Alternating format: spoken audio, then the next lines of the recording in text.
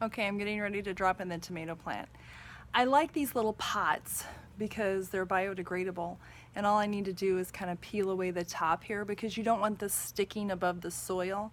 This will wick the water, the moisture out of the soil, and it'll make your pot go dry really quickly.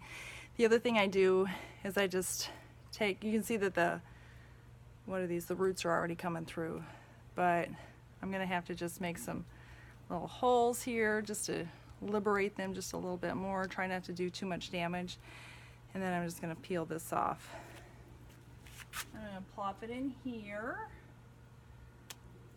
I can put this in the compost bin. Like, there's roots everywhere. So I'm going to put this right by the worm tower. Oh, is that a little worm? No. Okay, this soil is really moist. It's just perfect. Very perfect for transplanting. So I'm going to put that and snug it in.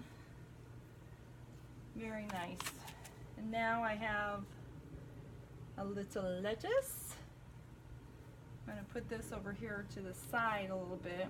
Actually, I'm going to have to put some more soil in because I don't have enough soil in here now. And then I also have some parsley. And I have some carrots because carrots love tomatoes. Have you ever read that companion planting book? You're really not supposed to transplant carrots, but I was doing an experiment because these are just the tiny little short baby ones. So I thought maybe I'll just try to grow them in here.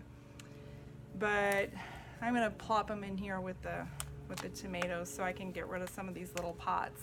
Oh, here's a 4-inch pot I can use for Master Gardeners. I'll put some parsley in there to sell. I wouldn't sell the carrots to raise money for Master Gardeners just because they don't transplant well. So this, even though this looks really good, this is not gonna probably do well, but I'm just gonna put it in there and maybe I'll get a few crooked little carrots. But it seems like it's just gonna pop right out really nicely, so maybe it won't do too much damage. I'll put that over there. And maybe I have one more little lettuce plant. Maybe I could put that there. And voila! Ooh, look at that. That has some nice roots. This is a grocery store green onion. I had cut it off right there. All this grew back. And now this is going to be really good. Onions are really good for deterring pests. So I'll put one right there. And you can also see that they don't take up a whole lot of growing space.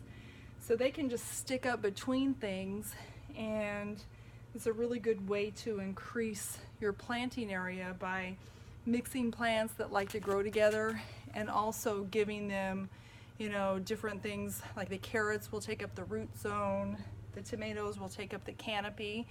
They'll also provide some shade for the worms because the worms are going to be right back here, and some habitat and some nice hydration for everything else that's going on here in the pot. The little parsley, which is also a very good companion plant for just about, you know, everything.